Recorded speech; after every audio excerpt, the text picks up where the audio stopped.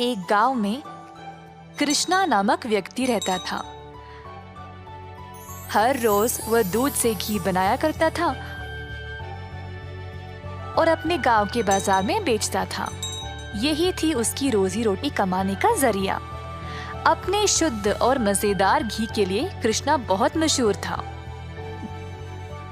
घी ले लो, शुद्ध देसी गाय का घी ले लो, घी ले लो, घी ले लो।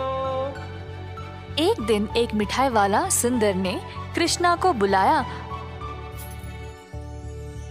और 1 किलो घी के लिए मांगा। कृष्णा गया उसके पास। कृष्णा भाई, मुझे 1 किलो घी चाहिए।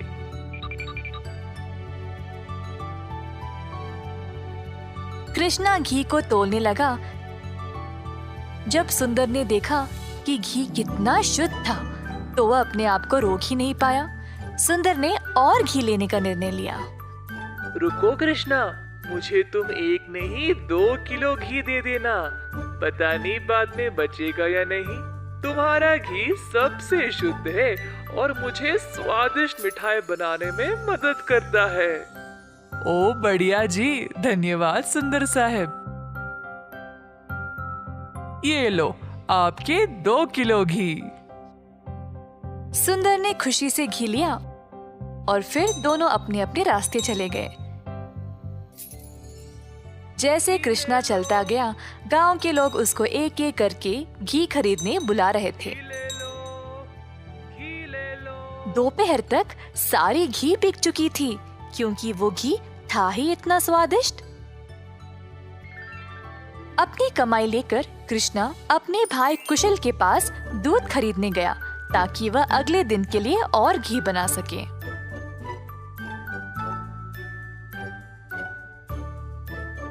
हर रोज कुशल देखता था कि उसका भाई बहुत घी बेचकर अच्छा पैसा कमा रहा था और उसका कारोबार दिन पे दिन और भी ज्यादा बढ़ने लगा।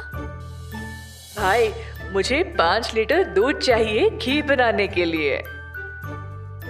ओह, अभी तो मेरे पास नहीं है 5 लीटर। क्यों ना तुम शाम को आ जाओ, मैं तुम्हारे लिए बाजू में रखूंगा। कृष्णा के निकलने के बाद कुशल की पत्नी उसके लिए पानी लेके आई। देखा कमला, कृष्णा की तो किस्मत ही बदल रही है। दोपहर में ही इसने सारी घी बेच डाली और दूध के लिए वापस आया था। आप तो सारा दूध इनको ही दे देते हो ना, क्यों ना इस बार आप दूध में थोड़ा सा पानी मिला के दो। इस तरह हम भी ज्यादा पैसा कमा सकते हैं। कुशल ने अपनी पत्नी की बात मान ली और शाम को जब वह गाय से दूध निकालने गया तो उसने दूध में पानी डालकर कृष्णा के लिए बाजू में रखा। अब कुशल रोज यही करने लगा। धीरे धीरे वह पानी की मात्रा और भी बढ़ाने लगा। अब कृष्णा इस बात से अनजान समझ नहीं पाया कि उसकी घी की शुद्धता दिन पे दिन कम क्यों होती जा रही। इस वजह से उसके बहुत सारे ग्राहक भी कम होते गए। अब कृष्णा दूध की गुणवत्ता को जांचना चाहता था तो उसने दही जमाया। जब दही जमा तो उसने ऊपर इतना सारा पानी देखा। शायद गाय की सेहत ठीक नहीं है, इसीलिए अच्छा दूध नहीं दे रही होगी। मैं कुशल को ये बात बोलता हूँ।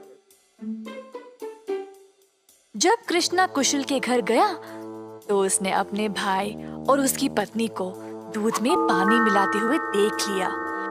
अब उसको समझ आ गया कि उसकी घी की शुद्धता इतनी कम क्यों हो गई थी।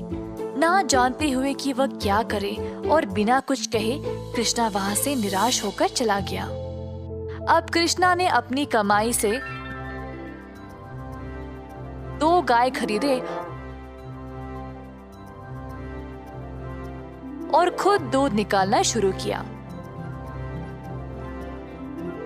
अब फिर से कृष्णा अच्छी वाली शुद्ध घी बनाने लगा। कृष्णा ने अपनी एक छोटी सी दुकान खोल ली जहाँ पे वो शुद्ध देसी घी बेचने लगा। उसी समय सुंदर उसके पास आया और बोला, हाय कृष्णा, पिछले कुछ दिनों से घी कुछ ठीक नहीं है। मेरे मिठाइयों के लिए अच्छे ग्राहक थे, केवल आपकी शुद्ध घी की वजह से।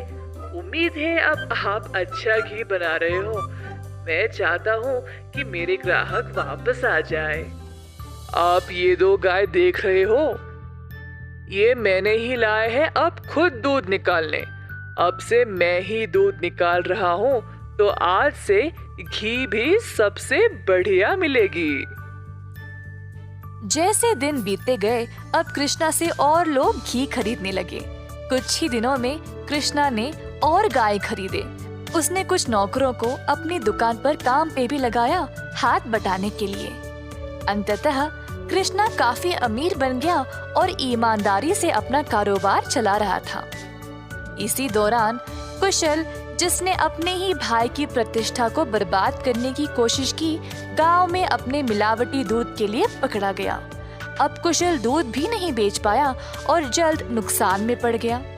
उसे समझ नहीं आया कि अब वह क्या करे। कुशल को अपनी गलती का एहसास हुआ और अपने भाई से माफी मांगने गया। उसने कृष्णा से भीख मांगी माफी के लिए और नौकरी के लिए, ताकि वह अपने कर्जों को चुका सके। दयालु कृष्णा ने तुरंत अपने भाई को क्षमा कर दिया और गायों और कामगार की देखरेख के लिए काम दे दिया। इस कहानी से हम ये सीखते हैं कि दिल से माफी मांगने वाले को माफ कर देना चाहिए और हमेशा एक अच्छी प्रतिष्ठा रखनी चाहिए।